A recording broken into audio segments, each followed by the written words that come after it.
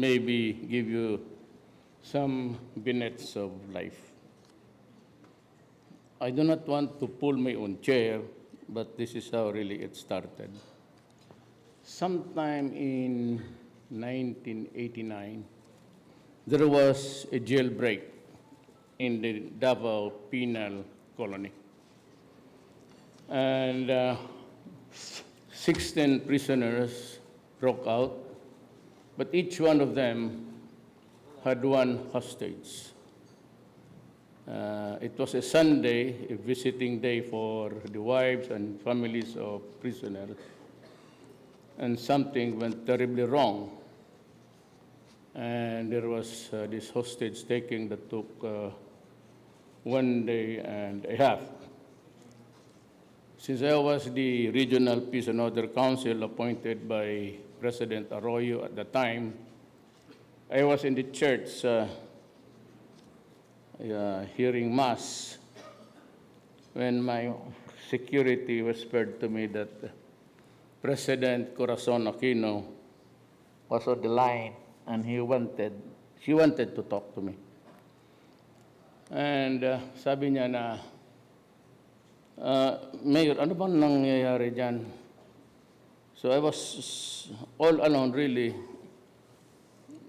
ignorant of what was happening on the north side of the Davao region. And I said, Ma'am, pasensya ka na, but I do not know what you're talking about.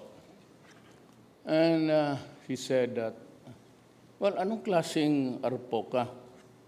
There was this hostage taking, and they are already on the highway going towards Agusan.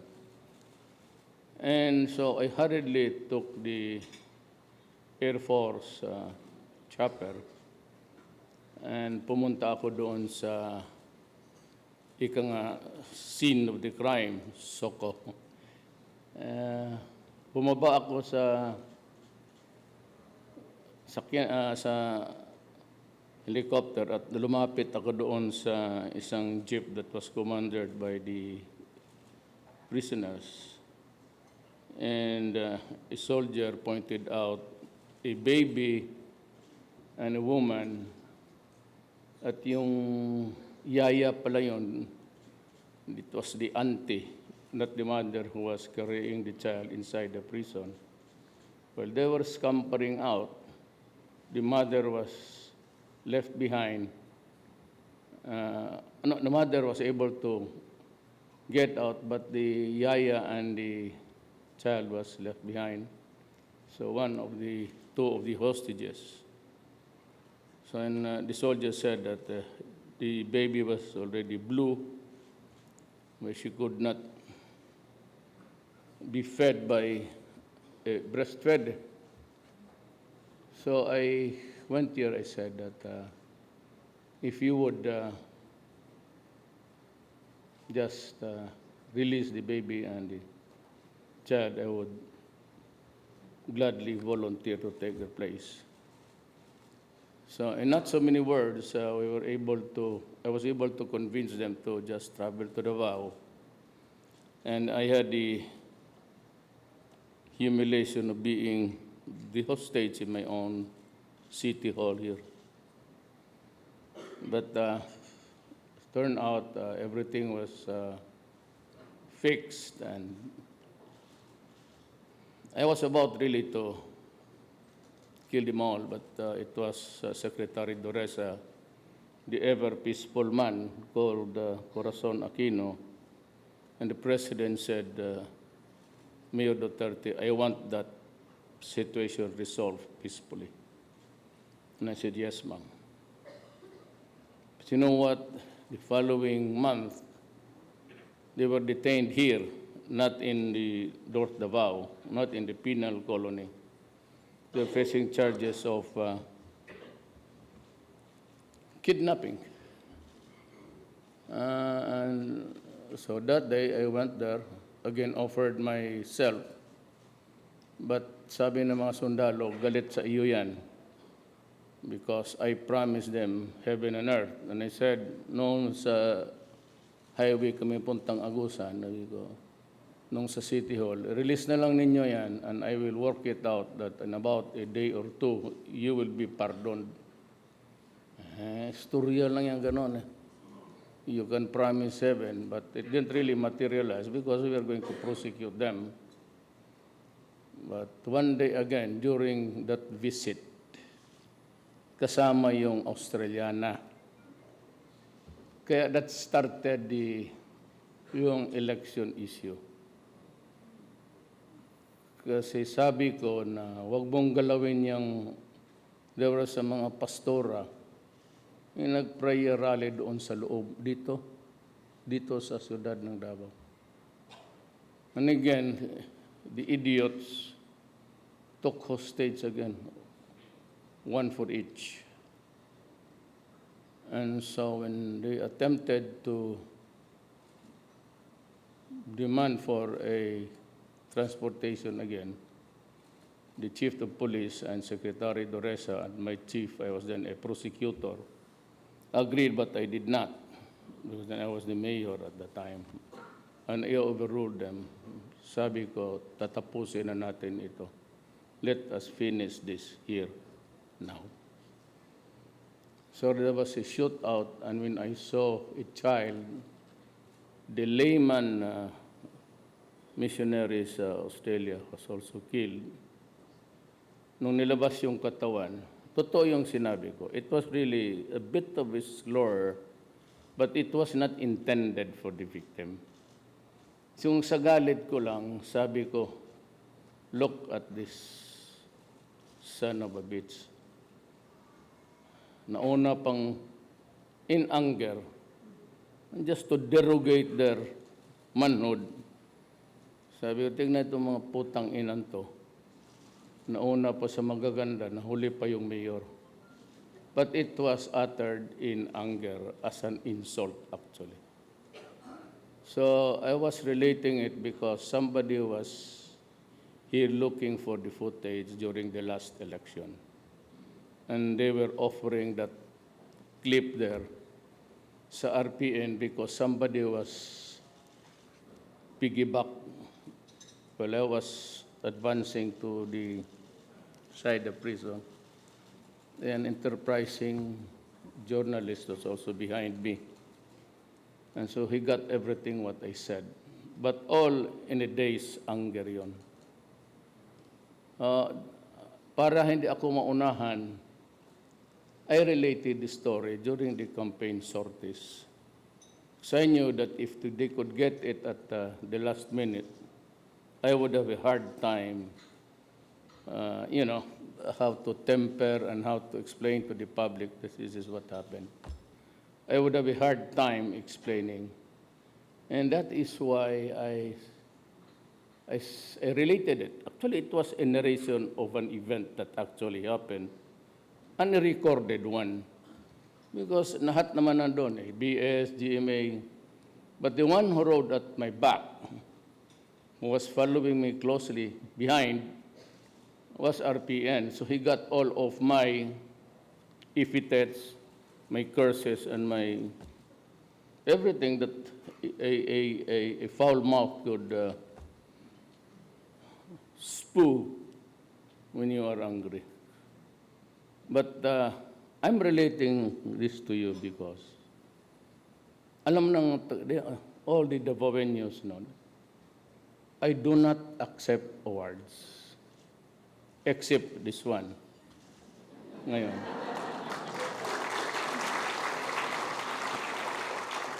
Because maybe I won't mention the name of the organization. They offered to award me for that particular incident in my life.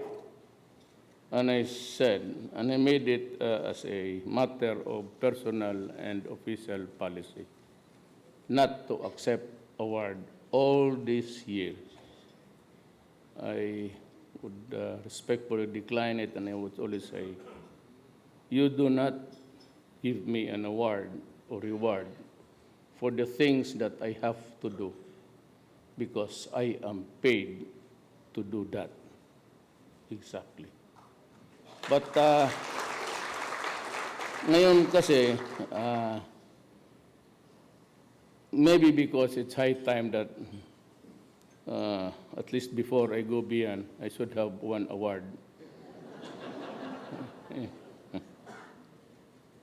Well, it's full of adjectives, and I would not want to belabor the points, the economic stories that Sonny. I was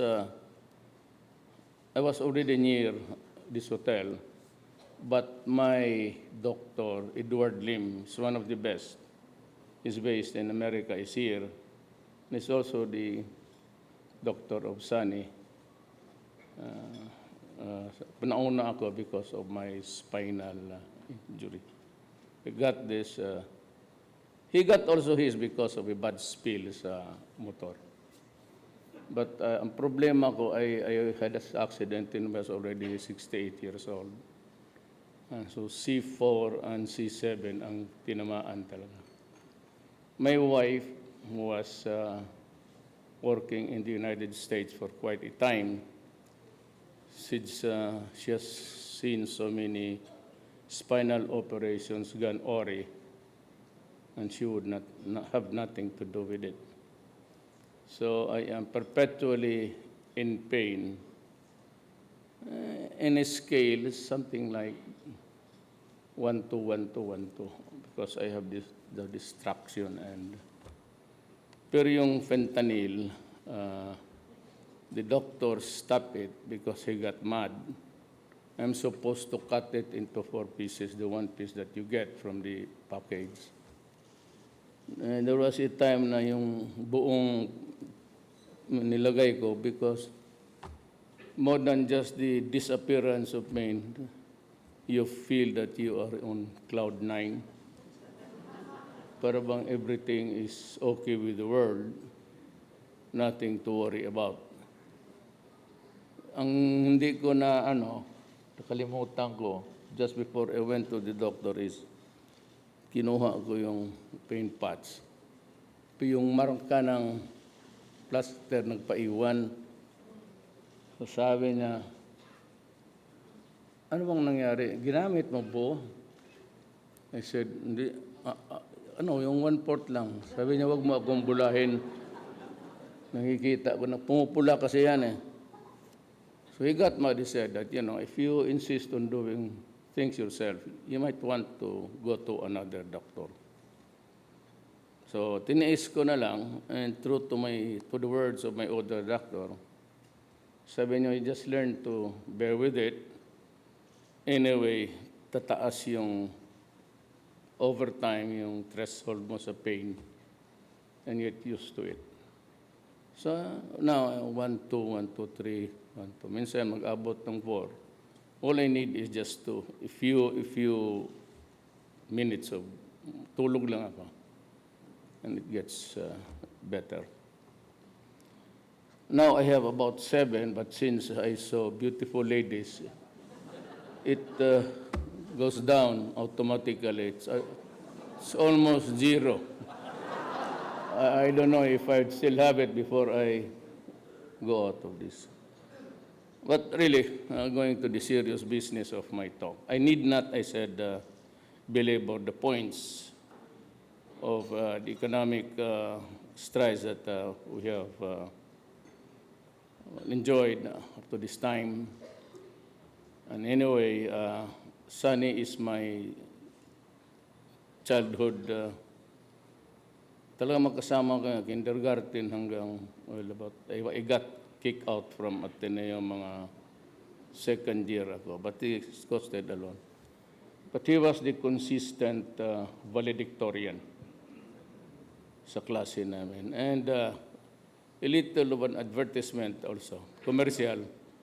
He was one of the 2 Davaoenos who ever won the Voice of Democracy sa panahon namin. Yung sponsored by ng USAID.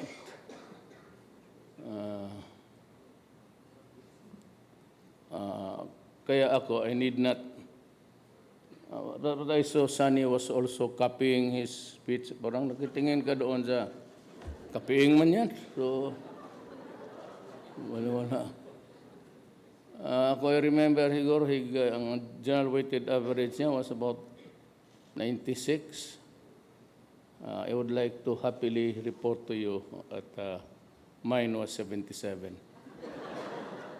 And when I transferred to the Corrieso, it was run by the Canadian Brothers of the Sacred Heart in Davao del Sur.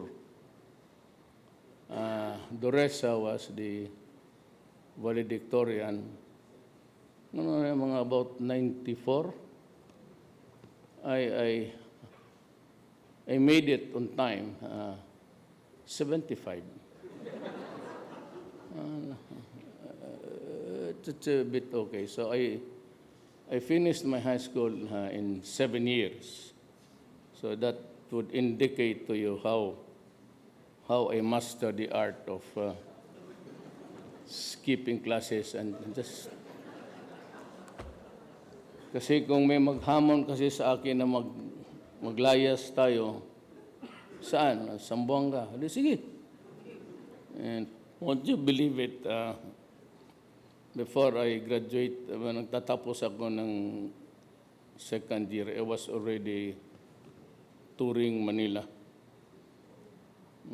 Naglayas-layas ako. So, just like Marco Polo, that's how he got his fame.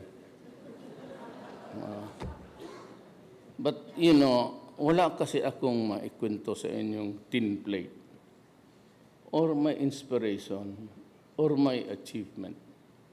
I was just a prosecutor. I was a trial prosecutor for 9 years. And in 1987, I was appointed as OIC Vice Mayor. But the agreement was that after a stint, because they placed the name of my mother, Soledad Duterte, in that list of persons who was going to take their oath of office because Cory Aquino was coming. But at the last minute, my mother balked at it and said she doesn't want a life of a politic. So ako yung nilagay nila. All they had to do was to replace with a white ink and type Rodrigo Duterte rin. And I said, I do not want to be a politician. Just want to be a judge because the ultimate target ko was to be a Sandigan Bayan judge. But along the way, I had this raucous with the OIC mayor and found myself running in 1988 as mayor. And I have been the mayor of the city up to the moment I ran for the presidency for 23 years. I was once upon a time a congressman and the vice mayor of my daughter. I don't know if you know her, but she's the one who mauled the sheriff in front of the public. So yun ang... But Davao then was at the crossroads of the events of our country. Katatapos lang ng martial law and, well, of course, the communists were very active. But since sometimes life is really strange, I come from a poor family, and we are just migrants.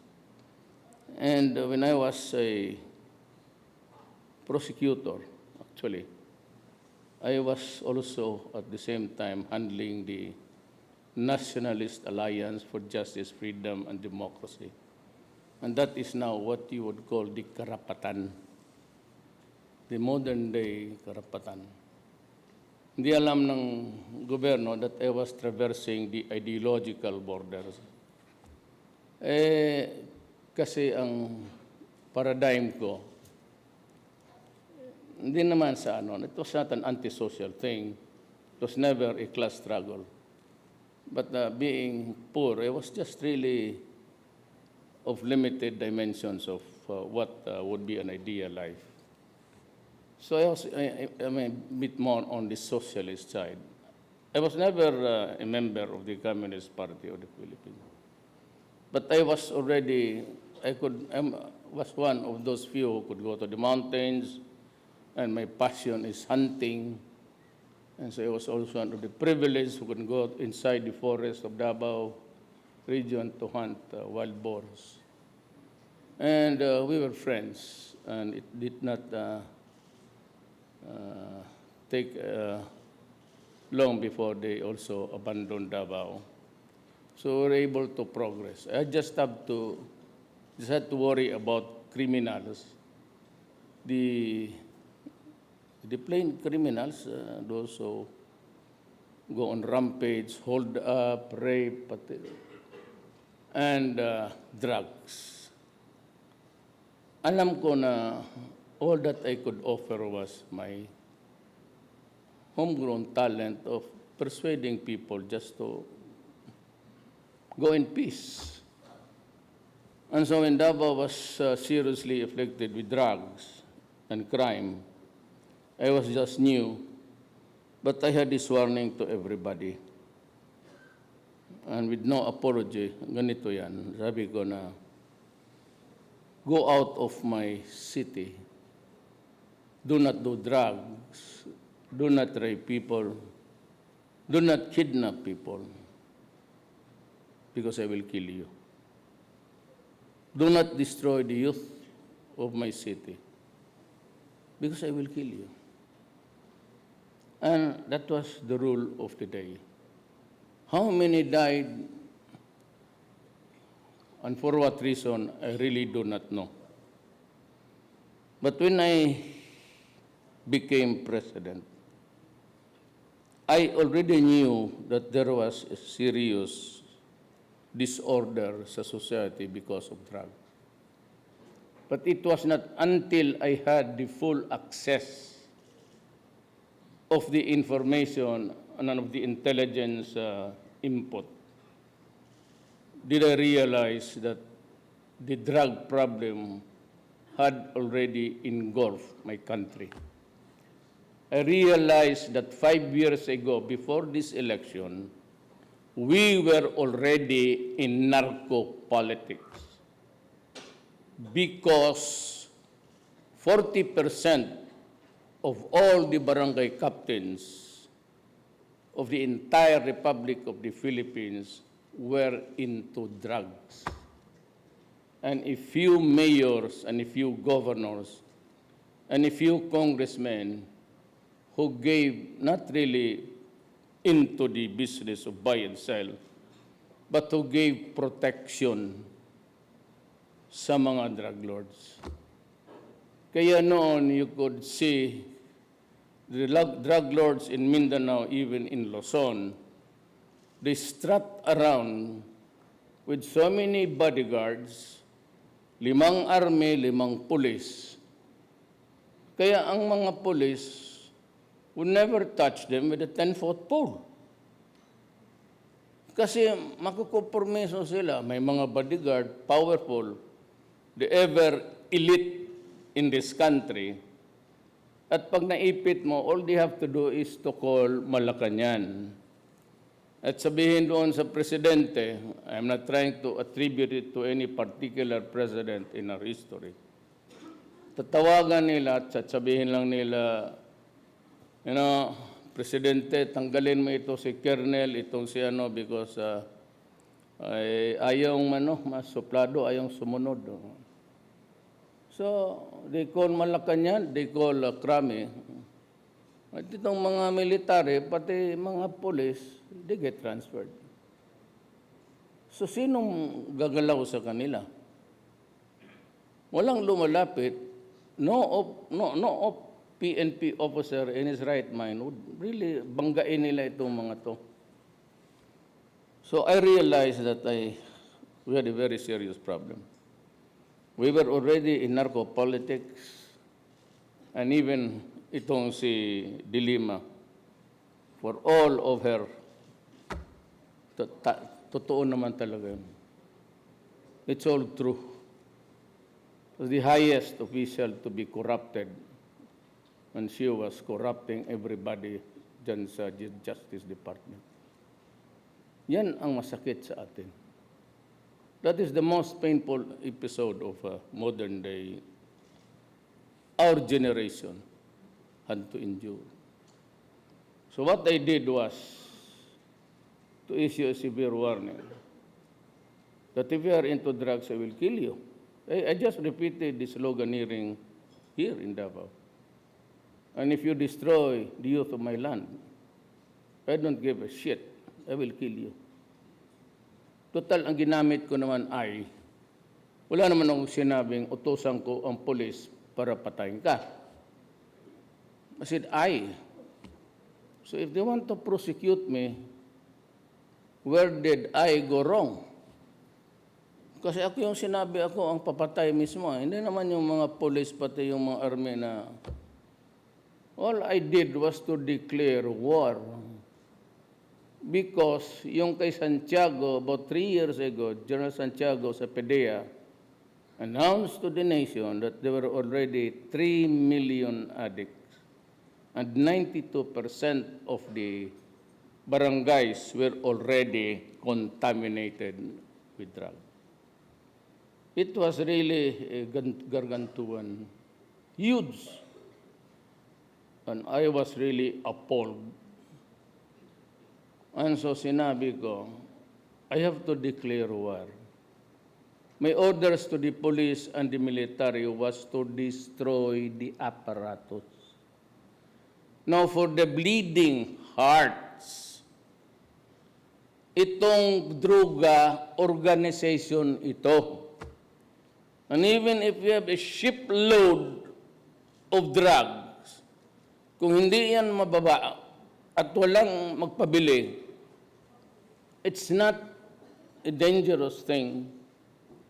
Just like guns, if stay in the warehouse, nobody's going to use it, hold it, perfectly all right. But once it is distributed and fall into the wrong hands, that is the time that our society will suffer. Yan ang problema niyan. Nasabihin itong mga to, di ko maintindihan, yung mahihirap. At yung namang drug lords ang mga mayaman. Ito yung mahirap ngayon. As a matter of fact, yung maute, it's 2 pulis na magkapatid yan sa Lanao. They learned the way of the drugs in Manila and went there and established their own laboratory. When they had the money, they ran for mayor and congressman. Iyon ang problema eh. No, I tell you guys, Sonny, I'll ask you, mag-classmate man tayo. At what time in your life did you earn the first million? At what time? How many grandchildren did you already have nung nabilyonaryo ka at binili mo itong Marco Polo? Totoo. Pareho lang man tayo noon. But he actually, Sonny had more money in his pocket when he was student. All we could afford is a banana Q. Yung kanya, egg, ham and egg, pati tuna. Until now, he's still grappling with his money in his pocket. Kami, wala. Talaga, saan ka maghanap dyan, Panyo. Ang perfume sa asawa ko pa.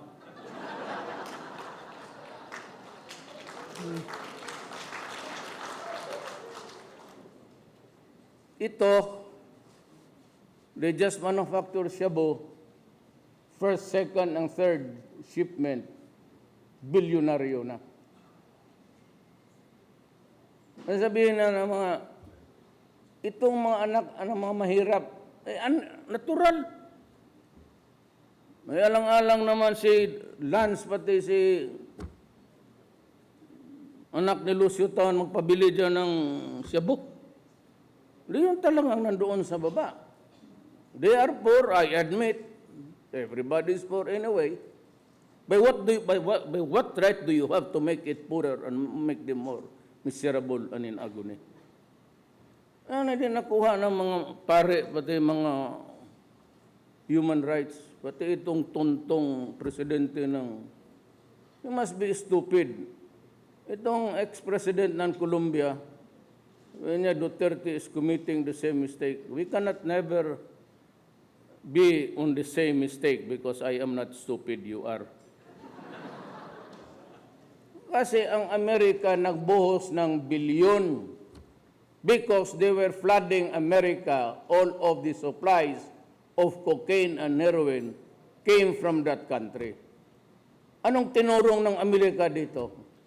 Except to recommend for my prosecution in the International Court of Justice, Criminal Court. Gusto pa ako nagpapriso. Yung tinignan ko yung charter ng International Criminal Court, ang mga gago, hindi pala membro. Stupid. Sila mismo. Why? Because at one time they invaded Panama.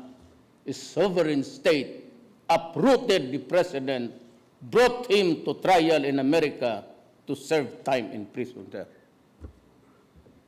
And Bush, who went to Iraq ostensibly in search for the weapons of mass destruction, nawala. That is why they avoided being members of the International Court of Justice. Criminal Court. Yan ang bulhan dito sa mundong ito. Kaya itong climate change, why was I reluctant? Not because I did not want climate change, but because of the distribution sa ratio. Sabi nila, well, 0.4, ganon tayo. Even our national says that we have to reduce it by 73, mas mataas tayo locally. But why? Because there are no sanctions. Ngayon, pag ang maliit ang Pilipinas, you violate the law. They can always rumble onto some other sanctions. Trade, they will cancel your quotas and everything. They can call your debt without any grace period. They can cancel. There are so many sanctions available to them. Tayong maliit, we cannot impose anything. But from a simple violation, they can always expand it to go into a gamot of so many sanctions. Yan ang hindi nakuha ng Pilipino because of the naivete. Pati yung pera, walang nakalagay dyan kung sino ang mag-contribute. What about $20 billion? It is not for compensation of the damages of the climate change. It is to improve your mitigation and damage control. It's not because maghintay ka pa. Ngayon, sinong magbigay niyan? Because the treaty does not mention the country. Simply industrialized country. You know, America just paid its dues to the United States. Kailan lang. Yung utang nila hindi nila binayaran ng matagal. It was just about 5 years ago that they updated their accounts with the United Nations. Yan ang sinasabi ko. It's not because they are brighter than me, but rather because I am a lawyer and I always, hindi ako economist. 75 lang ako dyan, wala, no? Okay naman yan. But I am good at criminal law because, as I said, that was my favorite subject anyway, and I have been a trial lawyer for 9 years. So I see things which you do not right away. Sanctions. There are no sanctions. Basahin ninyo.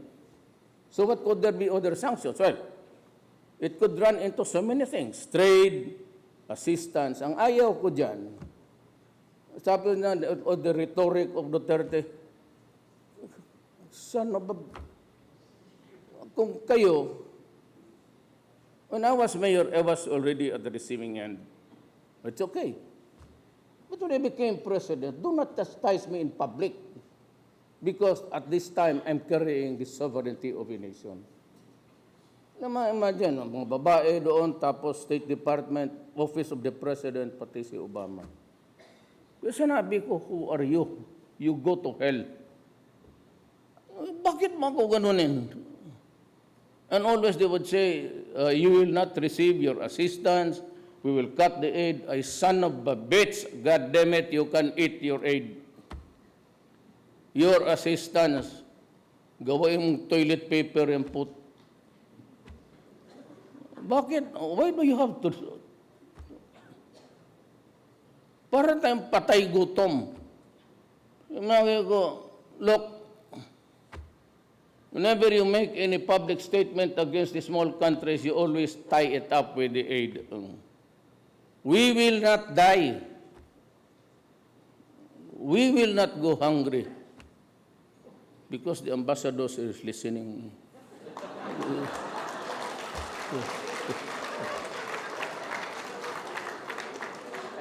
He will help us. Well, we have been good by everybody. We were always a distant relative, an ASEAN distant relative of China because of our foreign policy. Hindi tayo makalapit, but during business with China, tayo naman, they were using as a, not really a fulcrum, but rather a leverage. Na, sige, you assert authority there. So, I mean, I have this arbitral award. What will I do with it? I'll go to China, tell them, President Xi Jinping, you have this award. I want you to go out of Spratly. And President Xi Jinping said, but that is ours also. No, you should go out or we'll go to war. Oh, really? There'll be a massacre. At ano ang battleground? Where will be the battleground? It's the Philippines and Palawan will be first to melt down. Tapos gusto nila akong gawing leverage. They want me to say, you force you. I told President Xi Jinping in a bilateral, Mr. President, I am here. I do not want to impose anything on you. I do not want to quarrel with you because I'm just a visitor here.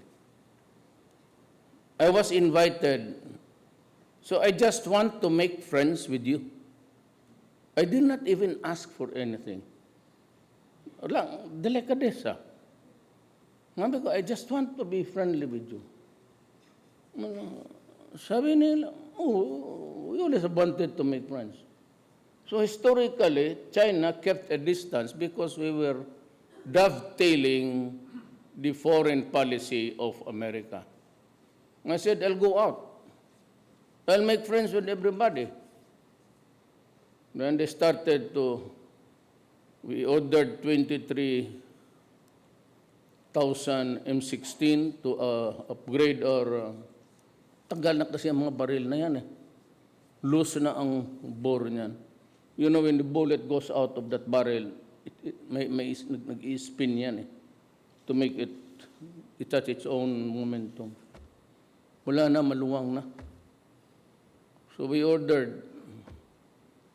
Tapos sabi ng isang senador, we will not give the shipment to you. Fine. And I said, China said, we will give you. Russia said, we'll sell to you. Buy one, take one. Oh.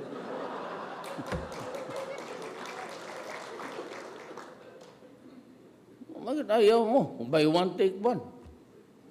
Ganito yan eh. I do not want to talk about arms, especially missiles and everything. Because if they start, and China insists that it is theirs, and they are there to stay because they claim it is theirs. We claim it is ours. The only way to resolve it is to go to war. Who wins? But if we go to war with China, it will be a massacre, is Mamalu. The only way is to talk. But I told them straight, Mr. President, there will be a time during my term that we have to talk about the arbitral judgment. But it cannot be now.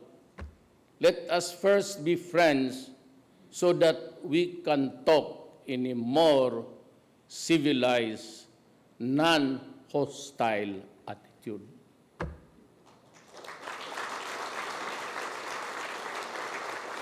Mag-umpisa ka na magsalita, nag-aasaran kayo. When you begin to talk and you have this hostility or antagonistic attitude, hindi walang mangyari. Di para tayo buang. And to think that my grandfather is a Chinese, I'll have to kill him first. Or my relatives there in Patliv, they are there.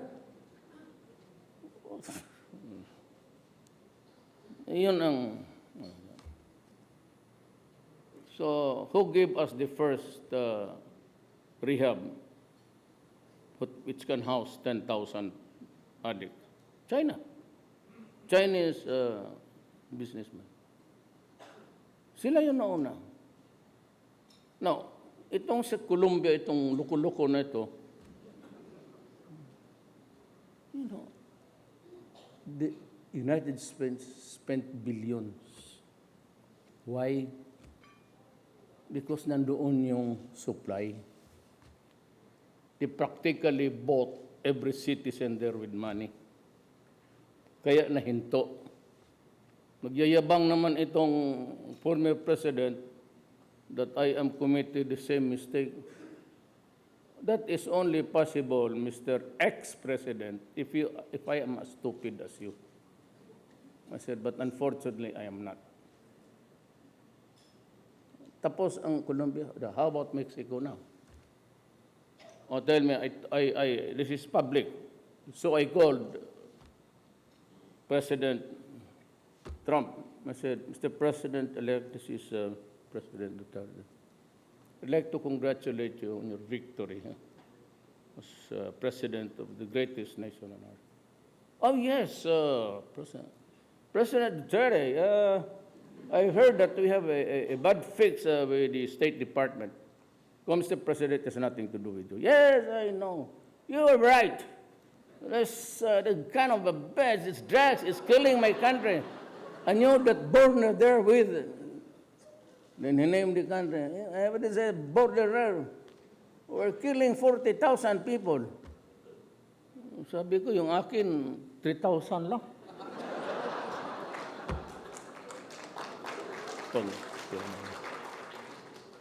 Ba't marami ng ingay? Gusto na ko idemanda.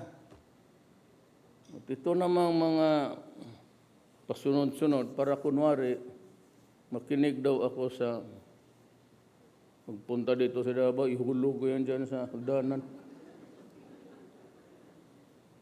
Mas marunong pa. You know, ang kalaban lang nila doon sa Colombia, ang farmers. Atin dito, everybody's into the business. I would not name the country, but everybody into it. They cook shabu in their old ships na hindi na ginagamit.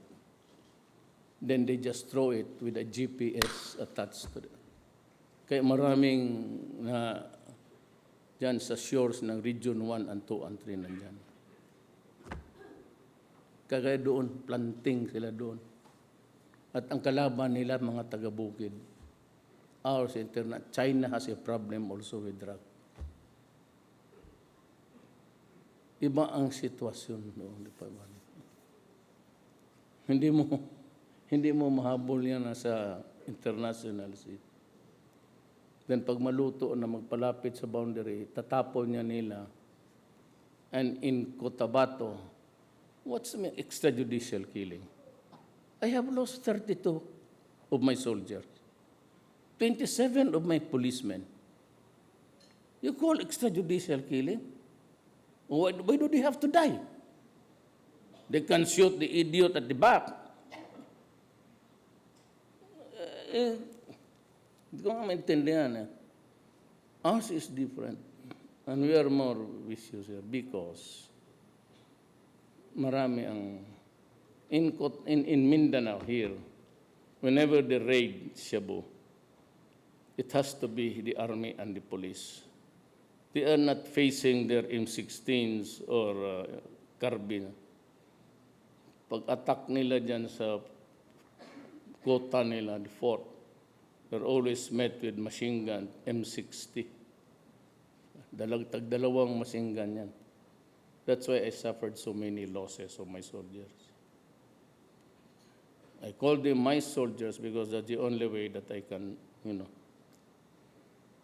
establish good rapport with your fighting the security forces.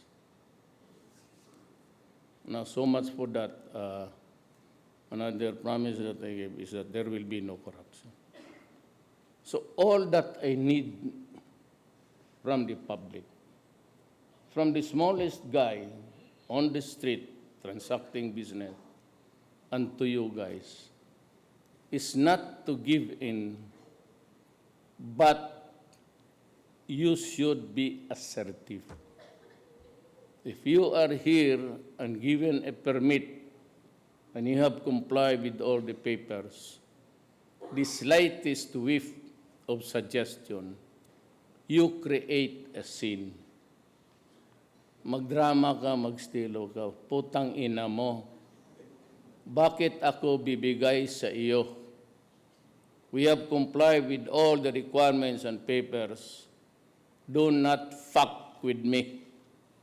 Sabi ni Duterte, either barilin kita dito ngayon o sampaling kita. And that I get wine of all of these things. In the airport, kaming mga mayor, mga congressman, senador, we go out in a jiffy.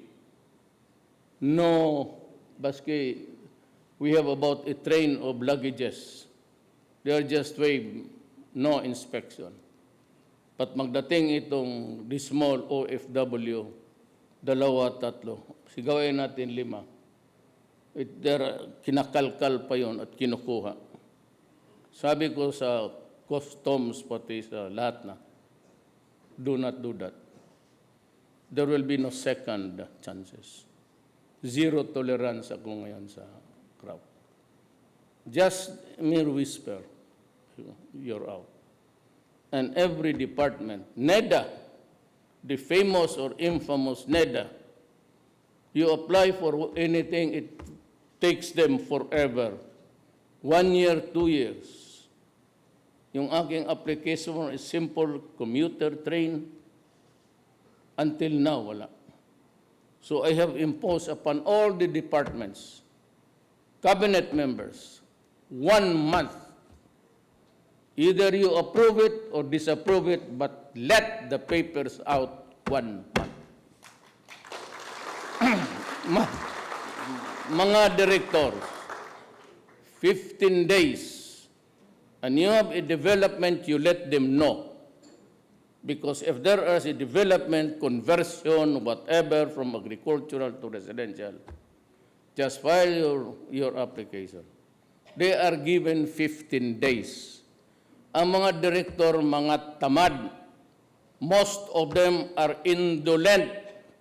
I said, you have 15 days, and if the papers is in your office, you have to husband it around. Keep a tab of how many days it's been there. Because the longer you sit on it, the temptation of corruption is there. local governments, I'm announcing it, I'm going to issue this circular or executive order or whatever. We have 3 days. In Davao City, you get it 3 days. Noon sa akin. Permit, what? Housing, engineer, 3 days. Wag na ninyong isali yung bumbero. Kasi yung electrical connections, they go to the fire department, but before it can be approved, you have to buy a fire extinguisher from the idiot. If you want to buy it, turn it on sa mukha niya. Sprayhan mo and I will defend you.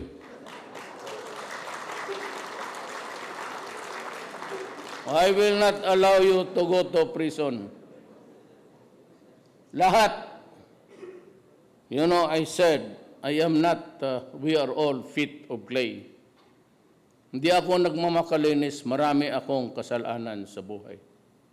Mas marami pa sa combined ninyo lahat, mga kasalanan ninyo.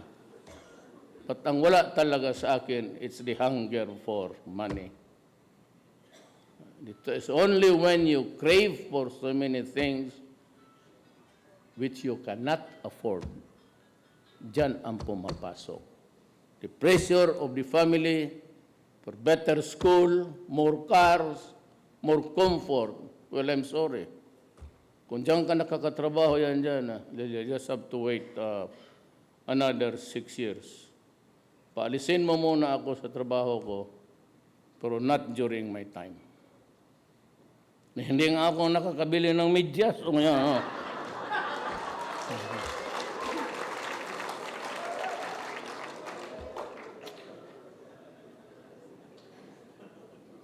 So criminality has to go.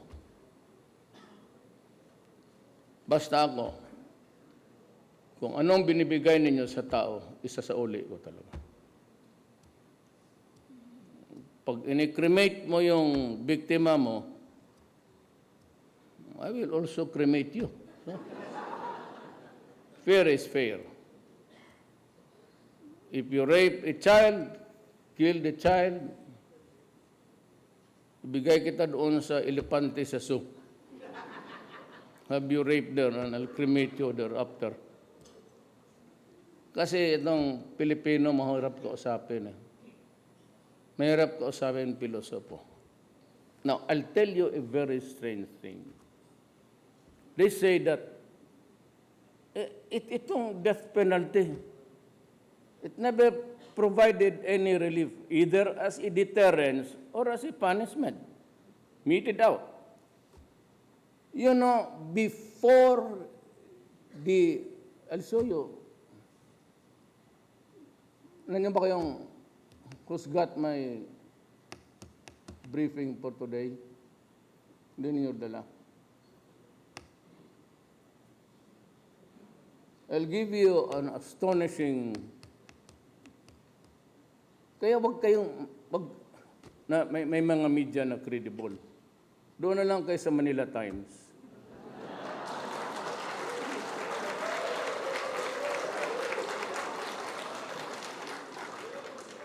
At least si Dante, baski ganon, just before the election, harap-harapan tayo. Who were dishing out basura. Kaya yung amlak, talagang binibigwasan ko yan. That I had 211 million. Bakit hindi niyo binuksan? I've been requesting you to tell the public the truth. All that I had was 5,000, and that was the leftover when I was a congressman kasi binibigyan kami $1. Pag mag-alis kami, interparliamentary visit, gano'n, given, pagka, yung 5,000 ko, naging 200.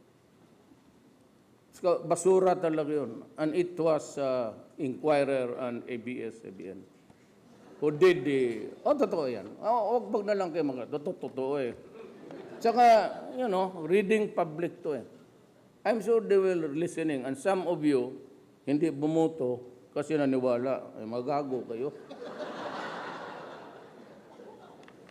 Ito, Pero ayan ngayon, I'm president, you can...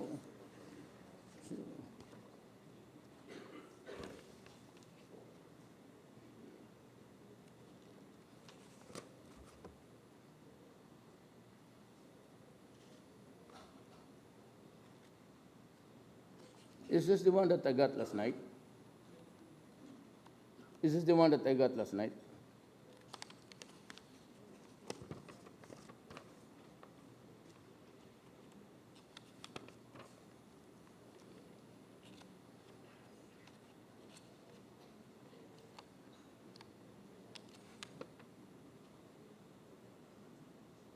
Magkunti-kwento lang muna kayo dyan.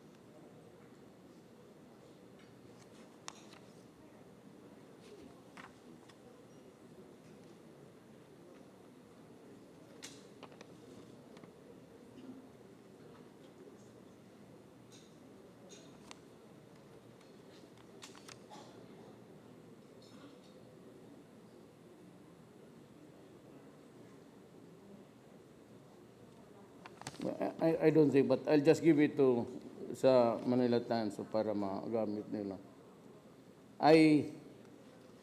Before the lifting of yung death penalty, there were about 186 convicts with penalties ranging from, but mostly death penalty. Alam mo, when it was lifted, it reached 3,100 plus. Nung nandoon pa yung death penalty, it's about 186, if I'm not mistaken. But I'm very sure it's within that number. Nung na-suspend, anak ng waiting, umabot ng, saan yan?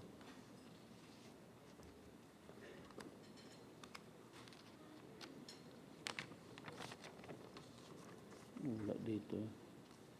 Doon sa yung natanggap ko nung... Well, anyway, that's... I think it's here, but...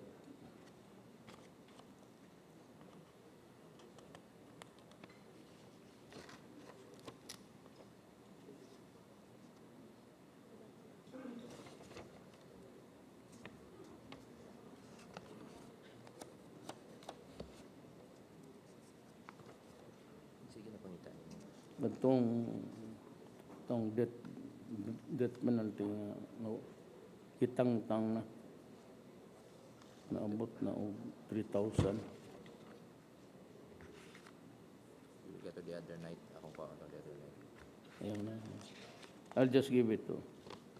But take my word for it actually. Nang doon pa yung death penalty, it's about 1,087? Or no, 187, excuse me. Nung nawala na, an increase of 3,000. Tapos sabihin nila hindi deterrent. Ngayon wala nang death penalty 3,000. Sabi nila na, nandoon man yung death penalty, wala man nangyari. Hindi kasi ako ang presidente. Ibalik mo yan, ako ang gawing presidente. Gawain kong kurtina yung mga buang dyan sa puno. Bitayin, yes. Total, itong pare, ayaw mo rin magpayag na. The other night. Heinous crimes increase 3,000%. Galing ito sa Bilibid. After scrapping of death penalty, Bureau of Correctional. Ang nag-report pa nga, ABS-CBN eh. During the Senate deliberations on bills seeking to restore death penalty, BUCO, that's Bureau of Correctional, Director Attorney Benjamin de los Santos said there were 189 inmates convicted of heinous crimes before the capital punishment was abolished. In 26, De Los Santos added that after the death penalty was revoked, this figure rose to 6,200 inmates, an astonishing 3,280% increase of persons convicted of heinous crime. Figures rose from 189 to 6,200, or an increase of 3,280%. Kaya huwag kayong maniwala dyan sa mga writer, yung mga opinion. Puro basura yan. Pera-pera lang iba dyan. Totoo lang. Politika, whatever. Do not try to discern newspapers, so do nothing.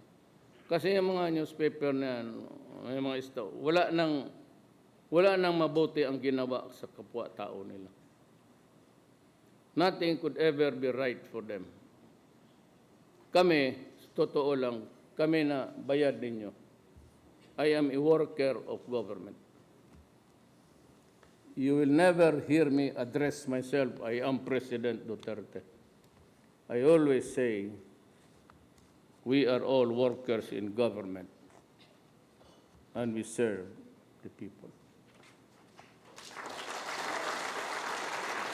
Hindi ako napapatawag ng presidente. Kaya, look at Sonny when he said, President of the Philippines, para nandiyan at Mayor Rodrigo Duterte. Pero kami lang, I told them to call me Mayor. Nakukurnihan ako dyan sa presidente. Putang liit ng sweldo. I give you, there's the executive order about transparency. Wala akong kinuha except my salary. My salary is 130 plus a month. I have 2 families to support. Kulang. Ang mga anak ko, okay na. Pero yung naghiwalay, yung apo ko doon sa unang asawa nila, pati itong may isa akong anak na walang ginawa kung hindi Sebastian na to. Dalawa na yung iba-iba ang hindi na umuwi. Kaya sabi ko, I took advantage of the national exposure one day in Niazad. Hoy, buang, kung nasaan ka ngayon, makinig ka. Ay, tinanong ko kasi yung anak niya, sabi ko, saan papa mo? Wala. Sabi ko, love mo, mama mo, papa mo? Hindi, mama lang. Kaya ako to hear that from the words of, ang apo ko, ako ang nasaktan. Sabi ko, mag-uwi ka. Tapos, nandito lang ako sa kabilang bahay. Ngayon na lang, I share with you my problems also. I have my personal problems. Pero okay man kami sa pamilya ko. We're good. Except that, magsabi ko, wala akong allowance. Ni piso outside of my salary. At nandyan man sila dito. I do not review your businesses per paper. Yung mga contract binibid MRT, it does not reach my table. I do not want it. Not in Malacanang. Diyan, trabaho lang kayo. Total, kayo lang man ang magpirma dyan. It's not the president. I do not allow yung mga papers na paluapin ninyo. Gaya noon, lahat ng mga negosyo na dumadating. If somebody reviews it, then that will swear graft and corruption. Sa akin, wala. Appointments and yung mga national security paper, yun lang, wala akong ni-review na ano. Tignan ninyo yung mga applications din. You never find there an annotation na President. I do not because I do not like it. Okay na ako. I have enough adulation and clapping of the hands, 23 years. Hindi ko na kailangan. Kaya I've always said, there will be no corruption. Drugs must be stopped for the sake of the Filipino people. Mine is to preserve the nation. And I will do everything and rot in jail if needed to save my country. Let me just tell you that if you ask me if I am exceedingly happy or if I am inordinately proud of my presidency, being president, I'll give you this answer from the bottom of my heart. I do not need this position at the time of my life. Tandaan na. Whatever happens, it's part of destiny. Wala akong pera, wala akong makinari. If God says that I stay there for 1 year only, 8 months, 2 years, I get assassinated or mahulog yung eroplano, mas mabuti para makapaghinga na tayo. Total, kayong lahat mag-abot man rin doon, sooner or later. I can always say, oh, nice to see you again for the days of... maraming salamat po. Thank you very much, Mr. President.